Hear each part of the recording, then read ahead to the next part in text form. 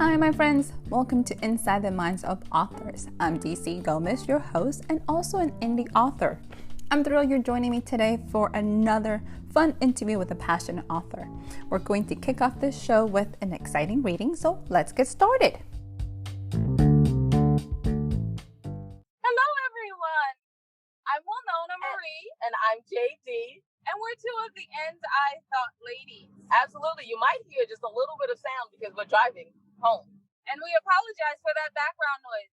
And if you hear us go, "What are you doing?" It's because the person in front of us is driving, and occasionally our traffic jams are tractors. Right. Yeah, absolutely. But in the meantime, you can hear a little bit from our book, If Only I Were Me, a memoir in verse. And the first poem I'm going to read, which is kind of crazy because it's the first thing I see right now, is In the Cups of Despair. Steam curled up from the tea as she inhaled the fruit scents housed in the clay vessel. Her mind wandered on her own shortcomings. When did the horizon change to sunsets only? She lifted her cup, taking a sip, swallowing down the sorrow with a salty bite of bacon. It was the last strip. Her food stamps would run out soon, and bacon would be more than a luxury. She savors the bite, scribbling down the flavors to save them until she can save up again. Hot water turns warm, but her mental hunt is fire hot. She remembers college. She was pre-med. She travels along the pathways of those thoughts, connecting one shortcoming to another, stopping only to compare herself to her peers' successes. It's not long until she arrives. Teardrops slowly dislodging themselves onto her cheek. The culmination of her living days till this point were fraught with regret, always recognizing the missed opportunities and the littered treasures in the path not taken. The cups will fill with her tears, her thoughts with her miscalculations, her words with great clouds, her mind with storms sleep will not quell. Unrest is her restful state. A last sip at the bottom of a clay vessel, the liquid fleeing into the recesses to make it their home instead of her gullet. She stands here, sweatpants worn and ambitions dying, as she picks up the keys to spend her last cash on a ride to scrub the toilet, with remembrance of a sip of tea and a reused bag to come home to. I think I'm skipping old man scenes. Oh, you are? Yay! Yeah. And we will do one-way streets and a narrow alley. It is informed decisions fed by background information or partial truth spouts. The hypothesis affected by imperceptible bias. The stuff, the obvious truths in your mouth. The way we see with personalized blinders, assuming personal facts as law, it's loosely poured concrete perception cemented into rigid law.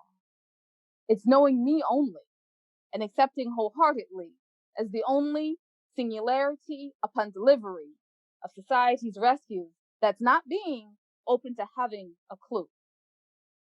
That's what happens when you only swim in the lake of you.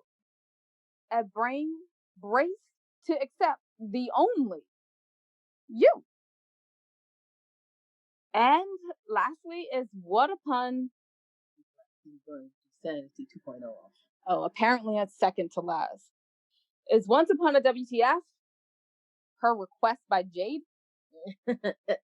If Cinderella had my life, the pumpkin would have still had seeds inside that dripped down from the ceiling. The dress would be radiant white on day one of my period. The seeds would align to make a slimy, shimmering line of beads gunking up my natural hair, and a one-time, one-day, one-use only style. It would mean tearing up as the wind whipped in through the windows that can't be shut. The horses would see cheese in the middle of the road and be distracted. As we pulled up to the castle steps, the royal cat would hiss, and the mice would run for their lives, leaving me hanging on to the slippery insides of a pumpkin door, my dress flapping in the wind, screaming, "Help!" at the top of my lungs.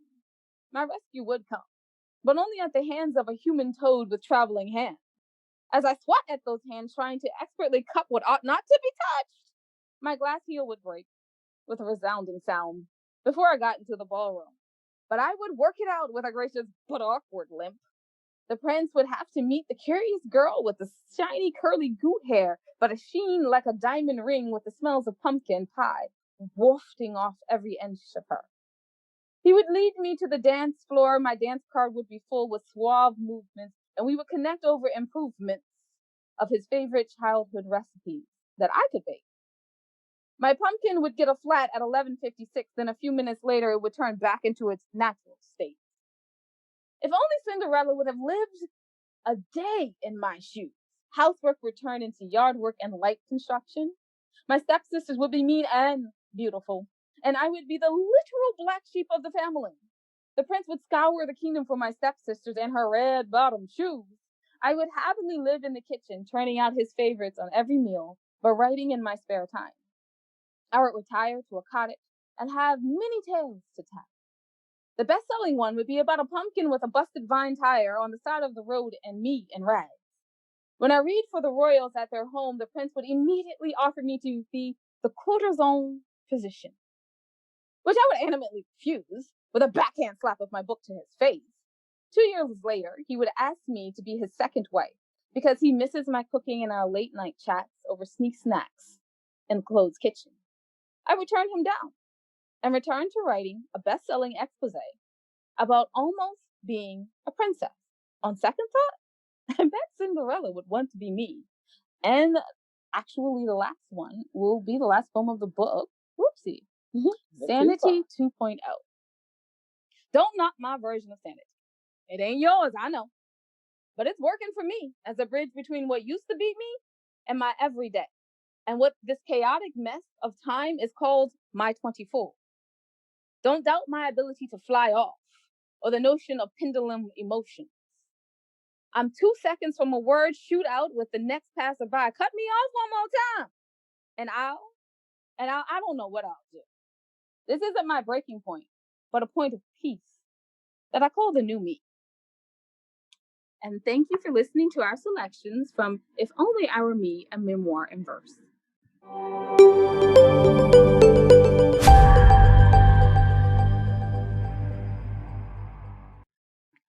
Hi, everyone, and welcome to another episode of Inside the Minds of Authors. Today, we have an amazing interview with two incredible authors who are doing a crossroad drive just to be with us today. So I am so excited.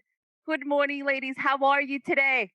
Good morning! We are wonderful. This is Jade, though. I'm slightly uncaffeinated, so yeah. This is Wilnona, just a little sound mic check-in. And I'm doing wonderful. I just came from the doctors. I got a great bill of health. Woo! Bill of health. It is exciting. You both are doing fabulous. A little uncaffeinated. That's okay. You're always excited and ready to go. So you guys are probably the most energetic author team that I have ever met. So I'm like, I don't know if I'm ready. I might not be able to keep up with you ladies. No, you got it. You got it. Especially if Jade is uncaffeinated. You're good. Yeah, absolutely. We can do this. So we're going to start. I want you guys to tell us a little bit about the book because you guys wrote this together. You guys have poems, by the way. The Cinderella one, I love. That is precious. Right? Oh. She has to always read it, right? Yes, absolutely.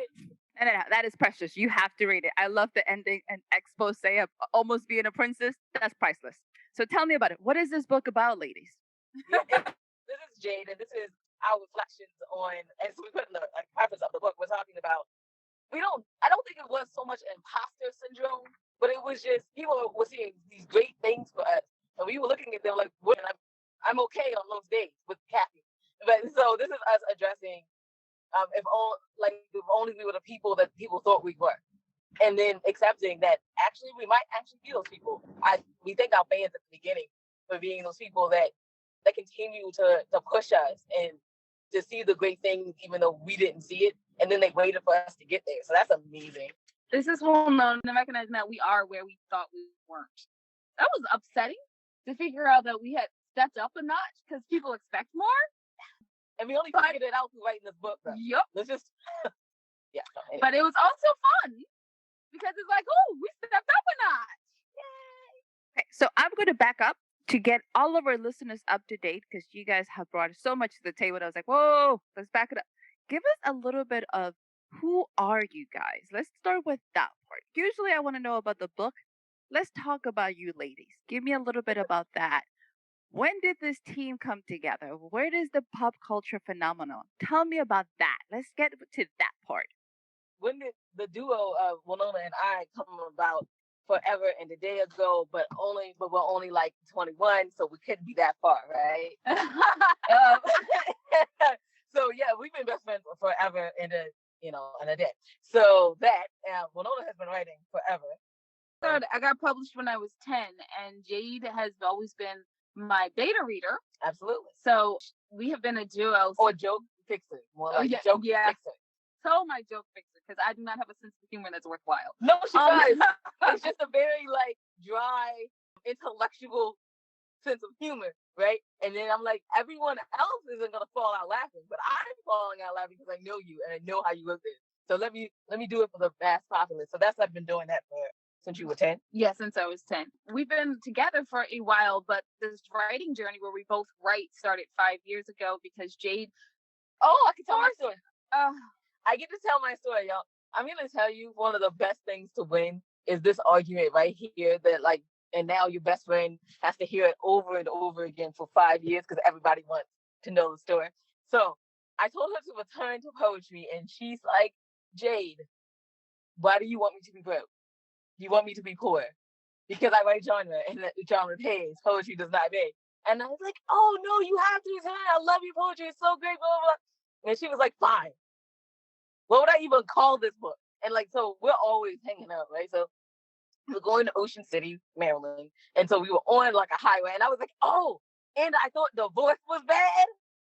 Yeah. And so our highest grossing venture to date, my highest grossing venture to date has been poetry. And we've been around for 5 years and done over 800 interviews. So in every interview, Jade gets to win over and over and over again. So I tell anyone who wants to write with their best friend, be careful of what you say no to.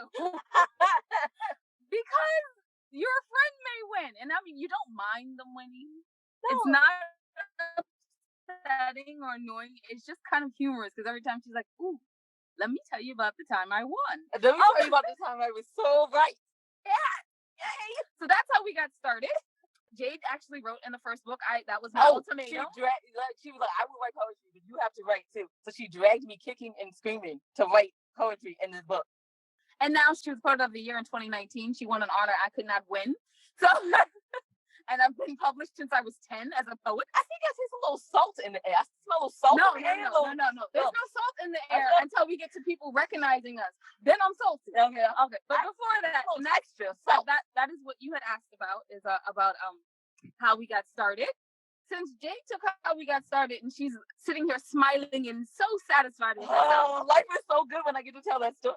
I'm gonna tell you what we actually do, because she hates when I run down the entire list. I don't think you're gonna be able to like take away my joy. That's not gonna be possible because I gotta tell my story. I'm not taking away your joy. I'm putting a dent in it. Anyway, so this is what we do. We write pop poetry. Write pop poetry, genre, and stuff like that. We just made a board game. We believe in expanding our brand, right? So as authors, like everyone just thinks, oh, okay, from a book, obviously I go to an audio book and then I write another book, right? But why not expand your brand into something else? Actually, my favorite thing that we did is a little clothing line. So we have dresses and like shoes, merchandise and flasks, wine glasses, and the actual wine. Let's see, we have a ton of stuff. We also have the podcast, and Jade's gonna so hit me for this, but for a moment we had a TV show, but we don't anymore. That was fun. I think that's just about it. Oh, and 2 documentaries that are still being made. Okay. That's about it. You have 2 magazines? Yes. The 25 hottest indie authors, artists, and advocate magazine, and the literary magazine. Yes, that's it. What is this board game about? Tell me, because I'm like, you have a board game? What does that mean? Oh, okay. So, Wilnona wrote, and I just made the joke funny, right? A television script, and it's called The Managers, and then she published it as a book. And then if you go to the Ladies Tale podcast, you can hear a couple of episodes get read, like a table read, like an old-fashioned radio show by professional actors, right? And so we made the board game off of that, off of what managers do, right? So you have to save your client. Like if your client got in a scandal in the middle of the night, how would you save your client? And moving around. And the goal is to get your client to the red carpet, to the premiere, dressed and looking wonderful and have the stories behind them. That's the name of the basically how you win. Yeah, so you get to steal other people's talent sometimes. Occasionally someone will break out and start their own little management company and then take half of your talent with them. And so you have personal obstacles and then you have client obstacles with scandals. And then you get to make certain backroom deals in this game as well. That is really exciting. And I'm like, oh, wow, I want to check out this game. All right. You guys have a clothing line. I saw the shoes when they dropped. They're absolutely adorable. You have magazines. Where do you guys get all these ideas from? How do you guys put it all together? Wilnona is the person that has all the great ideas. I just design stuff. Like, so Wilnona. Well, the clothing line idea came about because I think we got invited to some red carpet things, and we are always like, oh, what are we gonna wear? We have signature outfits, so we got a stylist to do 4 signature outfits, and I was like, okay, it's time to update. And I was like, well, what are we gonna wear when we get invited to like other things? And then I was like, why don't we just wear our stuff? And then I went about trying to figure it out how we should do it, and the quickest way to do it was to just design our own and make our own little warehouse sort of thing, and there you go. Because the internet is wonderful. Yes, Google is a beautiful thing. Okay, ladies, we have to kind of dig into this because a lot of the times I meet authors, you ask them about merchandise and it's overwhelming. You ask them how you're going to promote and it's overwhelming. But you guys have mastered this. You guys have a podcast, you guys have all these different things going. How did you start it? How did you take that leap of faith to get all these things rolling? Well, I wanted to say that a lot of times when we go to book festivals and stuff like that, like we dress up in our signature, like 1950s look, and everyone goes, well, where are they going? And who are they? And what's happening? And then that's when it hit us. We need something so all those people that maybe won't come by our table for them to know who we are, right? So if you're going to be a walking billboard, right? Because we're walking billboards for brands anyway, why not be a walking billboard for your own brand? So when Jade says being a walking billboard, I have not released this picture yet, but I have a picture of me wearing the And I Thought Being Grown Up Was Easy mask, dress, and shoes. From top to bottom, it's just me. It's my designer clothes, and I love it. I'm still looking at the pictures going, I don't know when I'm going to release that picture. So it goes basically like when you're an indie author, no one knows your name, right? But if I say Coke, and I don't mean the drug, y'all. I mean like the actual Coke soda. And I think of you think like either you think of the drug or you think of the soda. You normally think of the soda, right? But at one point you didn't say Coke and people thought, oh, soda. They had to get their name out there. They were a fledgling brand like every indie author out here. How did they do it? Advertise and then advertise some more and then market. So if you're gonna wear other people's brands, right? It's not really help. I mean, wear other people's brands. Don't get me wrong, because it's Corona out here and people need jobs and they need, like small businesses need help. Like, don't get me wrong. But if you are going to take a walk in your neighborhood, why are you putting on that other person's hoodie when you could have put your book on the back of a hoodie in your website and took a walk in your neighborhood and just advertise yourself? Pretty much. And then for the other things, you want to be able to have a way for readers to engage with you on a level that they're comfortable with, because not everyone's going to read a book. And in fact, people who are readers, it is a smaller market than people who are going to watch television and people who are going to listen to music. It's a smaller market, and we're in buy clothes, and we're in this market with the big 5, and they're a machine. And so we have to think of creative and interesting ways that they are not there yet to make our book better known to other people. So if you're offering clothing, someone who's not going to read a book is definitely going to want to read, is going to want a pair of tennis shoes that are adorable. And if you're offering with great quotes on it because you wrote a whole book full of quotes. Oh my goodness, yeah. All of that. You guys know that. Everything that you've written is your intellectual property. And if you have written one terrific line, why is that line not on everything? Because people love inspirational quotes. And they love funny lines. They love it. I mean, let's be honest, those shoes, right? You saw And I Thought Being Grown Up shoes. They have life snippets, a day in the life, and all that. These are poems. These are titles of our poems. And people are like, oh my goodness, I love life snippets. Yes, I can tell you about my life in snippets. Right. That's not exactly what it was about, but it doesn't matter. It starts a conversation. And then they go, where did you get that? And you're like, oh yeah, you could go to www.andwethought.com. So there's that, and then also for people who wanted to be like just audio, you have your podcast. People who are video, you have your vlogs. We used to have something else, but we don't anymore because it was horrible. We have audiobook, and then audio is like one of the easiest ways to engage, especially now in the time of quarantine and COVID. People are home and they're tired of watching television, and audiobooks have grown 7 times what they thought was going to happen. So my last statement on this thing is, you asked, how did you take the leap of faith? My question is, can you not take the leap of faith if you know there are people out there that are willing to give you money for what you are making?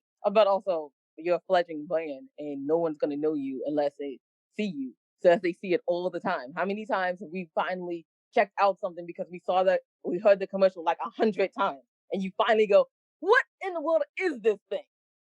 Ladies, you have nailed so many amazing points that I think so many authors are not seeing because it's new, it's big. What am I supposed to do? Talk about your podcast because you have done over 800 interviews. How did this podcast come to life, and what is your focus with it? Tell us. This is Wilnona. I quickly want to say the 800 interviews are people interviewing us. Let's back it up. You have 800 interviews of you two. Yeah. It's like we stopped counting at 840. Yeah, we did. So we're going to count you. So you're going to have like 841. Yeah. Thank you. I like that. Please put me in the list. Yes. Our podcast came about because I was taking an audio engineering class and I had to do something. And we were in the midst of doing our first PR push, which was 125 interviews. And I was thinking... In like a month. In a month. And I was thinking, if the group is getting together anyway, because at that time it was a much bigger group, we might as well talk. And that became a podcast for my homework. And then it stayed a podcast because it was fun. And we have the women's cave. Like, I love it. I love it so much. I'm like, yes, welcome to the women's cave, because it just, yes, why do men only get to have caves? And women need caves too. Of course, it's improperly spelled because all the variations of the properly spelled one was trademarked, and we had to trademark the improperly spelled one. Absolutely. So just a little bit like us. Improperly spelled. So that came about, and then we said, like, people aren't gonna keep listening to us talk about our lives. Like, that we're not that interesting, for real. We're poets, for goodness sake. We're poets. So it's not that interesting.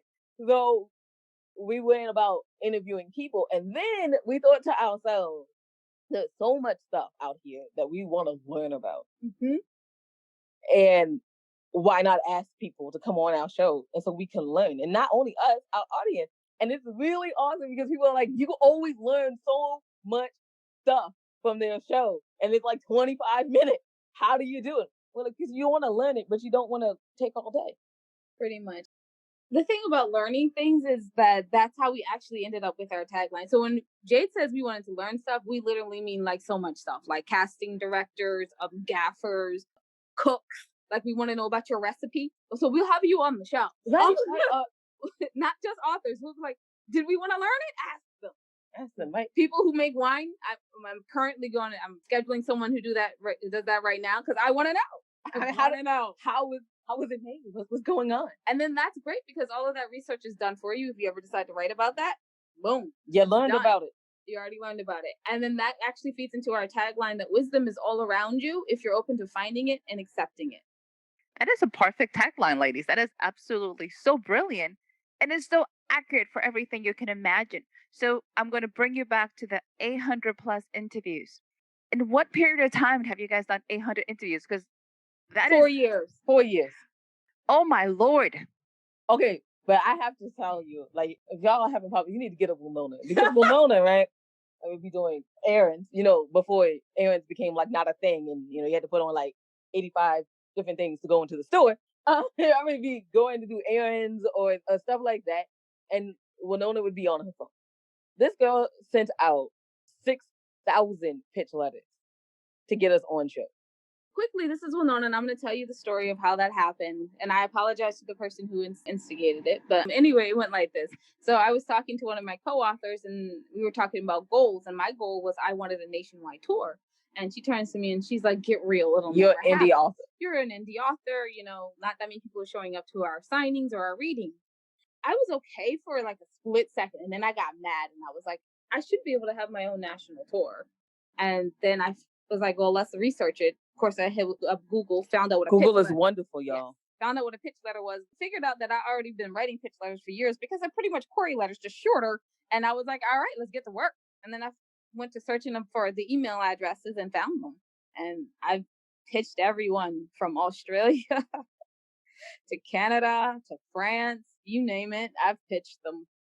So, for every listener, especially any aspiring author or current author who's always wondering, I want to be seen, heard, I don't know where to go, you have done it. You have pretty much broken it down that if you want it, you can do it. And I think most people tend to get terrified. It's like, where do I start? Google. Ladies, I love this. Yeah. So, 4 years, you have been interviewed by over 800 people. You did get your national, almost world tour at this point in time because you've been all over the world. Yes, it's been fun. Really, really fun. That was the question. Has it been everything you imagined? Because sometimes we get what we want and then we're disappointed. Has this come true? Well, it has been everything that we imagined and more, because we write the Misfit Guide, so it always has to be a little bit more. And it always and not in a good way. And not in a good way. It always has to be just a little bit, I guess, in the lack of other word, special. So what Jade means by this is like, normally we show up to hotels and they've lost our reservation. And when you're on the road 26 to 35 weeks out of the year, you get a little tired. You get a little tired of people either losing your reservation, putting you in a room that makes you sick, although you already said you can't be in that room, or someone messing up your flight plan. Or even better than this, waking up and recognizing the day of your interview that there's no water in the whole hotel. Oh my goodness, right. We were going to get interviewed on Canadian television, and the water for some reason shut off in the whole hotel, and they wouldn't give us any water because we were checking out that day. So they were like, yeah, the little water bottles, they were giving 2 water bottles to a guest. They were like, the water bottles are for people who are still staying here, and they refused to give us water bottles. But how are we prepared? Because we were like, we know this is going to happen, and we had 2 jugs of water and 2 gallons of water in the car. Yeah, so we had to heat it up using the coffee pot maker to take showers. This is more like Adventures in Nightmare because I'm trying to visualize. I'm like, you didn't have water. You had to boil it. They wouldn't give you water. Oh my God. You guys travel all the time. How did you plan your travel schedule? How does that work? Logistically speaking, where are you guys at all the time? Wilnona is like the best and worst taskmaster you will ever have. Like, she's the best because you know that she's only making you grind this hard, work this hard because she wants better for the brand. But she's like the worst. She'll be like, oh, you're in England? That's fabulous. We're going to be jet lagged and you're going to drink coffee and I'm going to take vitamin B and we're going to just work through like 6 hours. You ready? Got your smile on? Let's go. So literally how we find the time is we don't actually go for entire weeks. We go for like 3 days out of a week. So we'll do 3 days here and then we'll be home for a week and then we'll do 3 days the next week. Well, not really a week. What she means about a week is the remaining 4 days in that week. In that week. And we call those weeks. Yeah, pretty much. And then you get back on the plane or you get back in the car and you go to where you need to be. How our schedule actually runs is that we go on the road in late March and then we stop in December. No, yeah, we stop in December. We pretty much stop in December. And then I think we will take maybe one assignment, maybe one thing in February. So January, February, we are home to restart our business, check on the foundation, start the budget for the next year. Yeah, December, we start the budget for the next year. December, we start the budget for the next year. And then we also do the Inspiration Women in Literature, Media, and Journalism Awards. In March. And then we do the 25 hottest over that 2 months break. Yeah, so we do both of those over those 2 months break. So that also gives us time to set that up because they're awards and you need to set them up. And then the magazine comes out on the same day of the awards, so we actually need that time. Then we are hit the road right after that's done. Oh, wow. Ladies, when do you actually have time to write? Because you are non-stop moving. We wrote an article about that, about where you can write in our airports around the country and around the world. Like, we found our own little cubby holes, like one of the ones in Gatwick. It is Gatwick, right? Yeah, it's Gatwick. There's an upstairs side next to Weatherspoon. Right across from that is a little cubby hole. And we have written like half a book there, waiting on a layover. Great place for writing in Colorado. They actually, is like next to the McDonald's, there's a little charging station. And then you sit down right under that. And it's nothing but quiet because no one goes there. And you just write. Right. So you find your own space. You create your own writer's space. In fact, the hardest thing that we have is writing at home. Right. Even if it's jazz. like you put on your noise canceling headphones, but you're just doing it to cancel out the noise, not listening to anything, but you're just canceling out the noise of all the other people around you, and then you write. Exactly. And one of our favorite things to do is where we find a lot of inspiration is that since we are on the road and we are writers and we're poets, nevertheless, we do like to drink. But also we just like to you'll grab one drink or two drinks and you hang out at the bar and people talk around you. Or they'll talk and to then you, they tell talk you to stories. you. And a lot of times we actually are friends with bartenders. So we have our favorite bartenders in most states. And so we'll go hang out with them and they'll tell us stories and stuff. And that actually sparks the imagination, and you end up writing entire short stories or sometimes entire books. Or like one sentence, like someone said, you're like, that's a poem and a story. Yeah. And then you just go back up to your room and write it. Ladies, your productivity and the way you execute is just mind-blowing. But I like the fact that you take advantage of everything. Nothing is wasted. You're sitting in a layover and you're writing. You're traveling and you're doing your interviews. You're writing. You continue to moving, which is inspiration. Because a lot of the times I hear, I don't know, I don't have enough time. I don't know where to start. And you guys have mastered it. You're going and coming and you're doing your thing, which is amazing. We're not masters at it. No. I mean, we do a lot of juggling. We're not masters at it. But if you have a goal in mind, just keep working toward it. Like, it doesn't even matter. And I like to make this one quote from the first book. Just remember that progress is progress. Because right? You weren't where you were when you started. Right. And for us, we weren't where we were when we started. And I love the question that you asked earlier about how did you feel when you got there to this level? And I'm like, I'm nowhere close to where I want to be. Right. Nowhere close. Just keep pushing. So every morning, I literally wake up in the middle of the night and panic that I won't make it to where I want to go. And so she doesn't wake up and panic. I just work. Like, no, when I say I wake up in panic, I wake up, I'm like, oh my goodness, I'll never make it. And then I just go to work. And it's not like you'll never make it. It is kind of like what we do in the middle of the night. You get up because nobody's awake. It's just you, like the cat, and maybe if you have some good bourbon, a bourbon. And then you get to work because nothing is moving. Like, it feels like in the middle of the night, everything goes to sleep, which means that's the quietest time you're ever going to get. Like that 3 to 4 o'clock in the morning time is like the quietest moment you'll ever get. And it's amazing when everything is still what you can get done. Yep. And that's where you work the hardest to get where you want to be. Yeah, we're almost there. We're almost there. But we're not where I wanted us to start off. So what does that dream look like? What is that end goal? The end goal, Wilnona. My end goal is what... Oh, wait. I know your end goal. It is to bring authors back. That's exactly what I was going to say. To the days of F. Scott Fitzgerald and Ernest Hemingway. Yes, where the author was celebrated like a regular celebrity, not just the book. I love it. And slowly it is happening. It is more of a connection of authors than it's just the book. Because people want to know you. People want to know what you do. They want to recognize you. They want a name and a face. And it has changed completely than what we have known in the last 20 years. So ladies, we're getting there. Yeah, and we are. And it's really great to hear. Like, every time we see something, we're like, see, let's celebrate this moment because this is exactly what we want for us. One of the things you're pointing out is the celebration. Do you celebrate all of your victories? Oh, that's why we have a champagne fridge. Yes, absolutely. Absolutely. Because you have to, as my dad would say, celebrate the good moments because the bad ones are coming soon enough. Ooh, I'm telling you, I love the fact you're using your quotes and putting them everywhere because you guys have powerful ones.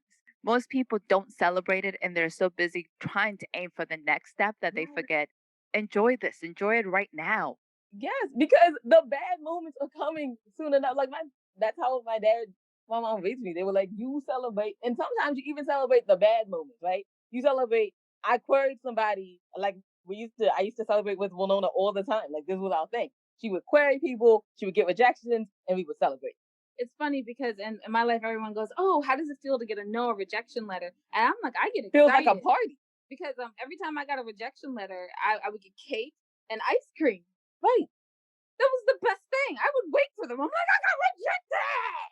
Right. Because the thing is, you celebrate that because you tried. It didn't work out, but you tried. You put it out there and somebody was gracious enough to tell you no. And sometimes they tell you why. Which is, yay! That is a huge combination because most people never hear back. So the fact that you're hearing back is somebody took the time to tell you and you're celebrating it. I love the fact that every single opportunity you guys are making it an experience and enjoying the process, which is amazing. Are you joking? We're learning from you. I know, right? You're From amazing.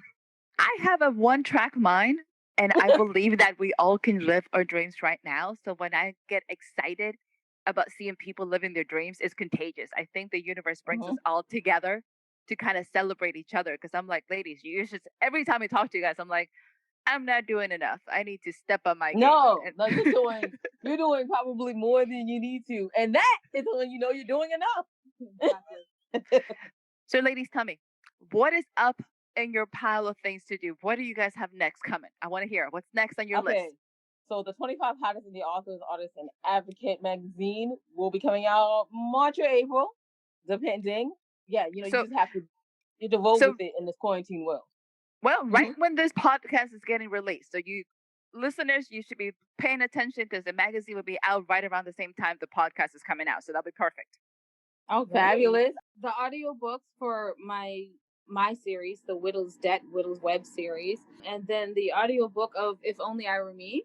Yeah, a memoir and verse will be coming out soonish. And then we will be dropping my new romance book, Free Falling and Loving It. It's not a romance, y'all. It's women's fiction. It's romance.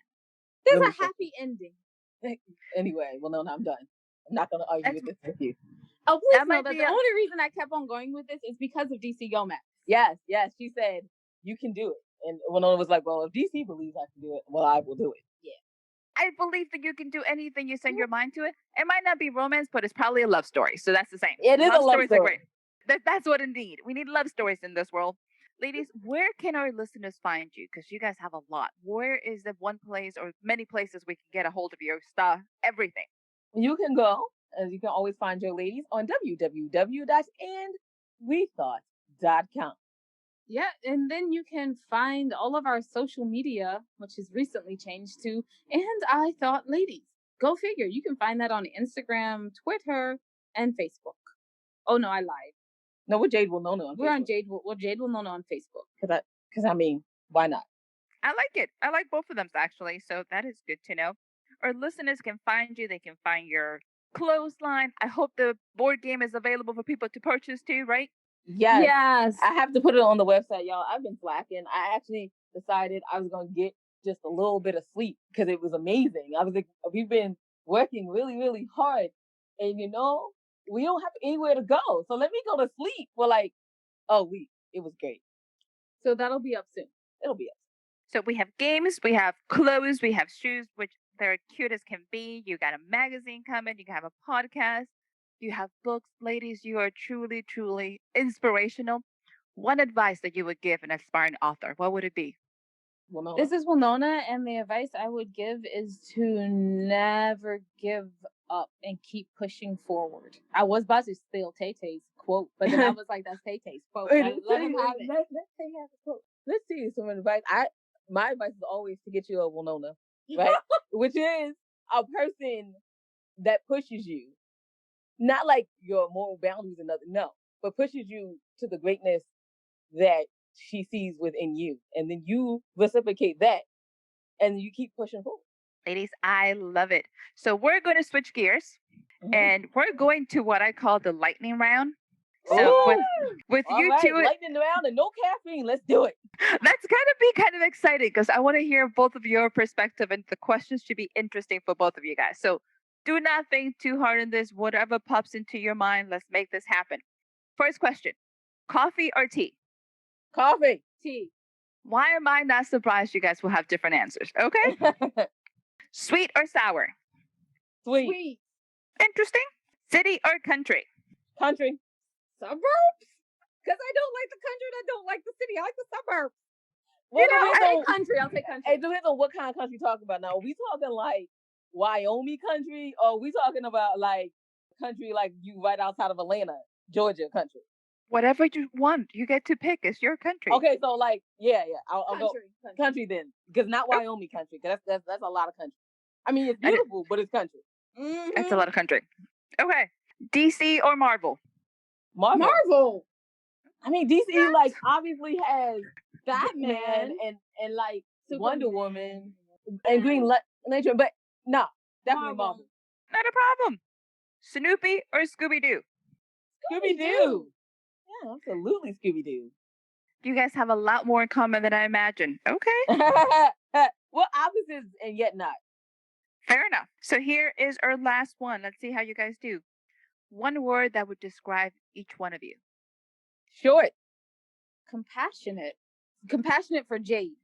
Oh, so I'm supposed to be describing you? Yeah, you describe me. Go ahead. Pretty. Yeah. I like Watch it. me not live up to it. or like, whatever. Ladies, it has been such a pleasure to have you. Do you guys have any closing remarks for us? Yes, absolutely. Y'all have to check out and continue to listen to DC Gomez because she is like doing amazing things. Wilnona? Oh, definitely listen to DC Gomez, mostly because she will teach you how to be an excellent author and, more importantly, an excellent business person. Yeah, absolutely. Aww. And thank you for having us on. Like, that's amazing. Ladies, thank you so much for those beautiful words. Always a pleasure to talk to you guys, to get motivated, to listen to all of your projects, which I'm like, incredible, hold it down. And to our listeners, thank you so much for staying with us, for listening to another episode of Inside the Minds of Authors. Give this podcast a like, share it with your friends, invite others. We are so happy to have you, and we'll have you again next week for another episode. Bye, everyone.